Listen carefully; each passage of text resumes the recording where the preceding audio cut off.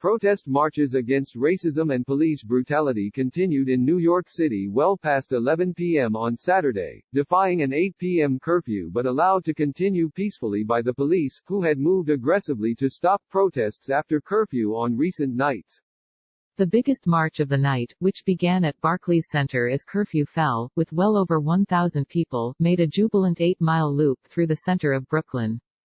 "We're in our neighborhood," Courtney Taylor, an organizer, yelled into a megaphone as the procession turned onto Church Avenue in Flatbush, a heavily African American and Caribbean area. "This whole neighborhood, they got us." The Brooklyn protest took one last knee and observed a minute of silence back at Barclays Center before dispersing with a loud cheer shortly after 11:30 p.m. There were no reports of major confrontations or mass arrests as of 1 a.m. After more than a week of images flooding social media of the police cornering, roughly arresting and sometimes beating protesters, one of few arrests the police reported Saturday was of an angry motorist who drove onto the sidewalk to get around protesters on a street in Crown Heights, Brooklyn. The driver struck a man on the ankle, the police said, and mangled a protester's bike. He was arrested. All afternoon on a mostly sunny Saturday that felt like the start of summer, the overwhelmingly peaceful protesters had thronged bridges, blocked streets and shouted slogans, as motorists honked in support and the police watched. At least 24 events crisscrossed the city, from the Bronx and Queens to Manhattan and Staten Island. The protesters, whose goals include changing a New York state law that keeps police discipline records secret and reducing funding for the New York Police Department, as well as a general demand for an end to systemic racism, showed no sign of flagging energy. It was their 10th day of demonstration set off by the killing of a black man, George Floyd, in police custody in Minneapolis. "Enough is enough," said Jamie Lane, who marched in a protest along Central Park in Manhattan with her 6-year-old son in the afternoon. "We want as fair rights as everyone. I'm a mom, and the way George Floyd cried, it just broke my heart." The nightly curfew, from 8 p.m. to 5 a.m., was imposed by Mayor Bill de Blasio early in the week after a spree of looting and other violence. On previous nights, the police had tended to let protests continue past curfew, but only up to a point. Eventually, most nights, there have been sporadic clashes between police and protesters after dark, ending in hundreds of arrests. More than 2,000 people have been arrested over the course of the protests in the city. As the curfew approached on Fulton Street in Brooklyn, hundreds of demonstrators streamed past the boarded-up shops, bouncing to the beats of a trio of percussionists, 3 musicians with cowbells taped to the handlebars of their bikes, a drummer keeping the bass. Organizers told protesters they should feel free to leave, lest they get arrested and be sidelined from the next day's marches. At 7:59 p.m., a leader of a protest on the Upper West Side of Manhattan run by a medical workers group named White Coats for Black Lives called out, "Please go home. There will be more tomorrow." On Saturday, the police commissioner, Dermot F. Shea, took to Twitter to announce the arrest of 2 men in Brooklyn who had attended a rally and were carrying gasoline, knives and a machete in their car. Mr. Shea shared a news article that showed a photo of the ominous items displayed on a table. The police said that on Thursday a tip from a protester led them to a black Chrysler with Ohio plates. When police stopped the car, one of the men told an officer, "There is a knife in the car," the police said.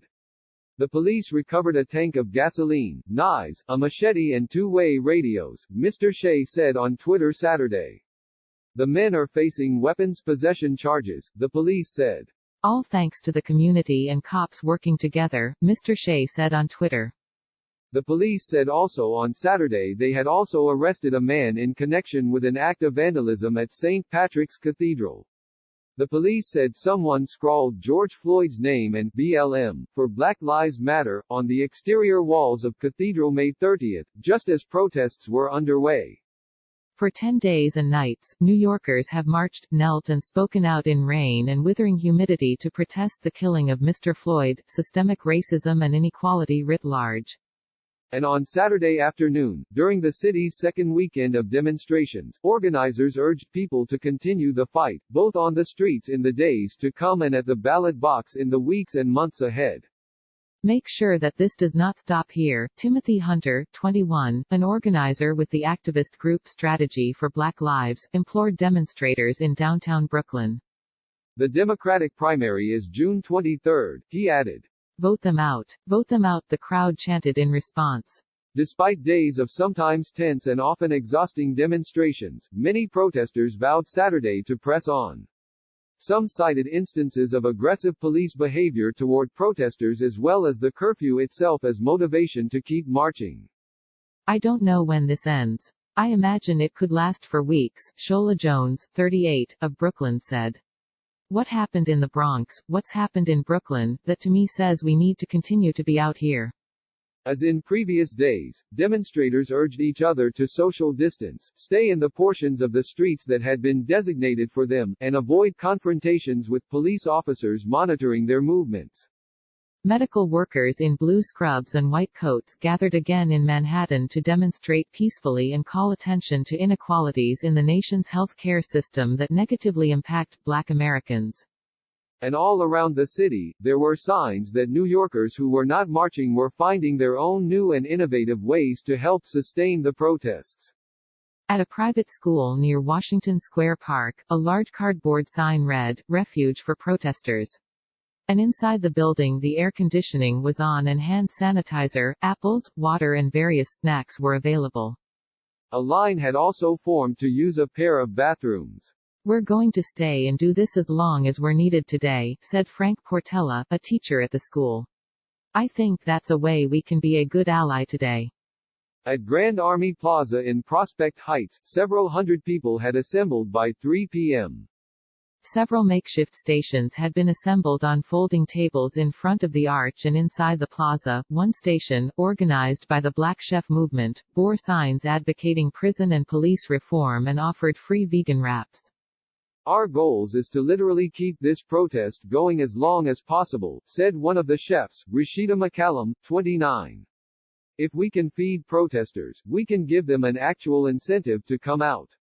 At some point, history may show us that after years of aggression, after so much brutality that suggested so little fear of repercussion, it took the looting of Chanel and the reversion of Soho to a wasteland to disable a law that has made real police accountability so difficult in New York City.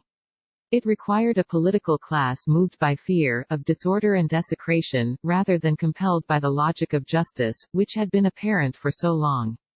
The law, known by its identification in the state's Civil Code, 50A, has protected habitually delinquent police officers for decades.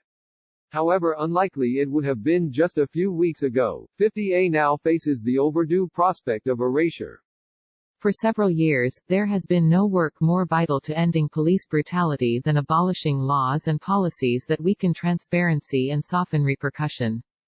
Chief among them are the statutes, like 50A, that enshrine police misconduct in secrecy, shielding the personnel and disciplinary records of police officers from public view so that there is often no way for a victim to know if an abusive officer has a history of dubious behavior unless someone has happened to sue him.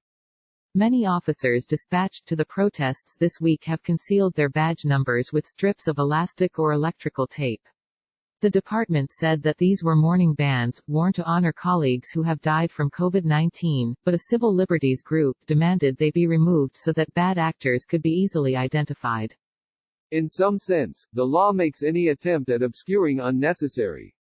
Protesters who had their masks pulled off by officers or were shoved to the ground would not be able to find out whether they had ever done anything similar in the past anyway.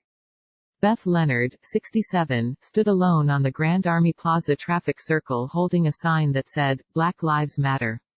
The first time she protested was when she was a teenager, and it was against the Vietnam War, she said. But in recent days she said she has felt an imperative to represent her generation in a new generation's fight. Saturday was her third time on the streets since Mr. Floyd's death.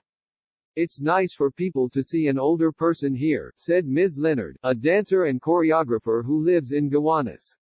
Young people are always the most important. I'm telling them I'm going to back them up. I will be there for them. She began to weep as she discussed the similarities and the differences between the era in which she grew up and the one she now finds herself in. I wasn't politically sophisticated when I was 17, Ms. Leonard said. Now, I feel much more able to counterargue. I don't know if I could convince anybody, but I think I could respectfully oppose somebody. This must happen, she added, blinking through her tears. We can't wait any longer. District attorneys in Manhattan, Brooklyn and the Bronx will not prosecute people arrested and accused of low-level offenses, including unlawful assembly or violating the curfew, in the protests. Since last week, more than 2,000 people have been arrested in the city on charges like disorderly conduct, resisting arrest, unlawful assembly, assault on a police officer and burglary, according to the police and prosecutors.